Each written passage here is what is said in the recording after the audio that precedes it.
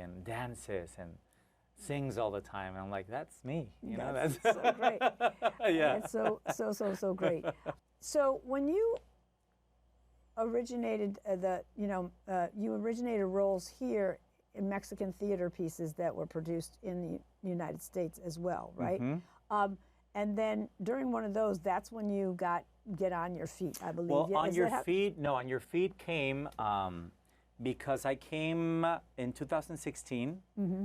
I came to New York for the summer to star in a musical by my dear friend Jaime Lozano. Yeah, so that's why I said it was Children like of wasn't yeah. it a Mexican? Children, yeah, it was the first Mexican yes, you're musical that was done in a festival. That was done in a New York stage. Yes. Yeah. And then in English, yes. that came out of that. And out of that, the casting director saw me there and emailed me. That's so great. And said that I was perfect for the role of Emilio if I was interested in auditioning. Flew to New York and auditioned, and the rest is history. Yeah. And I want to ask you about a person in that show. The dance captain said something very important to you on opening night. Oh yeah, Natalie Carruncho. So cool. Yeah, so sweet, Natalie Bella. Yeah, right before I went on stage, she said, "Remember this moment," because right before you go on stage, you still haven't been on Broadway. You haven't been a Broadway star, you know. As soon as you play a single foot on it with the audience and everything, now you're a Broadway star. That's really like. Yeah, it takes you back on a journey and think of everything you've had to do in order to be here, and think of every sacrifice and every audition, every no that you've heard. And yeah, it was a very special moment that because you tend to forget opening nights because they all have, it's like you being shot out of a cannon. And then it's like boom. So, yeah, and then so much adrenaline. You have to be back the next day and to keep. And then the next day you go, oh, that's right, that just happened, you know. And now thanks to social media, in a way, you get clips and you get comments and you kind of relive through other people's smartphones, I guess. Yeah. Which I think, because it's nice to see your work every now and then, you know. Yeah, it's good to check it out. Oh, how's it doing? How am I doing? How was the sound?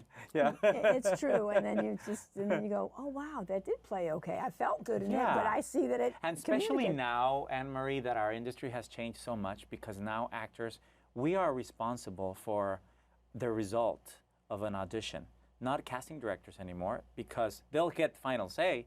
But right now, we're being asked to be our own director, our own lighting designer, our own makeup artist, our own wardrobe, our own reader, our own everything. It's a lot of work. It is. It's crazy. A lot of work. Since COVID. But we've learned also to do all those things now. So now we can take charge and be like, okay, this needs to be lit this way. This needs to be, because it gives you more control in a way, you know? So it's, yeah, but yeah. But I don't necessarily love it. It's nice to get in a live room. A lot of my friends say they get more of the jobs when they're in the room live than they do. Yes, because, 100%. You know, 1,000, 1,000,000%. Because you need, especially actors, we need other people. You need the human. Acting is reacting, you know? So we're just acting to a camera, to a void. It's been very lonely. And I don't know if the industry will ever go back to how it was before. It doesn't seem like it. It makes it easy for the casting people. And that is very depressing to me. Yeah. It's a big turnoff, because I don't want to be doing that for the rest of my life. Right. Taping into the void? I don't know. I'd rather do concerts. Yeah, true. Yeah. So let's take a moment for an offering, and we're going to be right back. Yeah.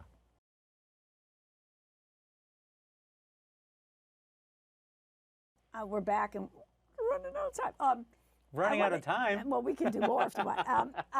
I'm going to skip I was going to talk about some of the concerts and stuff. Okay. But I want to go to, you have several albums. You've done several. You've done, you know, but then you did this one last year, which was amazing. My first live album. Yeah, from the Below 54 from 54 Below concert, yes. Yeah, 5'11", based in New York City. And I love this because we're just talking about what you did. About that, and you were so, the show was so great. Oh, thank you. And and you got to, like, you based it around having to do self-tapes for all during COVID. This is one of the outcomes of COVID.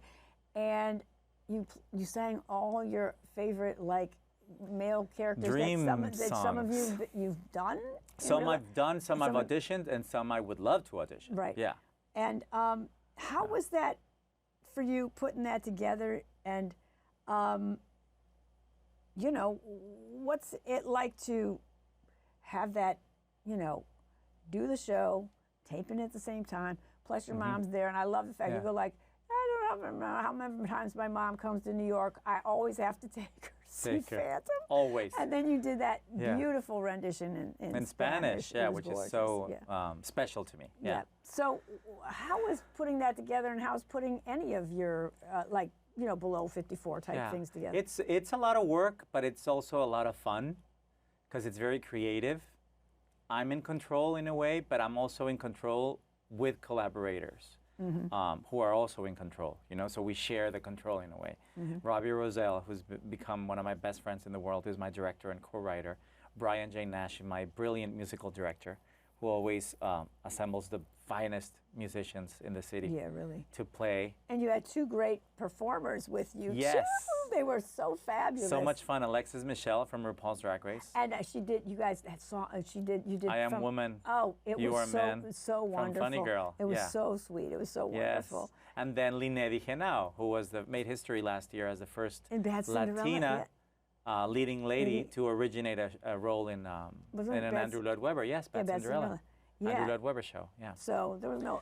We were together On Your Feet, so I asked her. She was perfect for that because it was the Latin medley. Yeah. So she was my Sancho and my Evita. Yeah, it was so. That was so. It was a lot of fun. No, and the process of selecting the songs was, they were already there. You know, there have been songs that I've been doing or wanting to do, in a way, roles that I've loved to play, some that I have.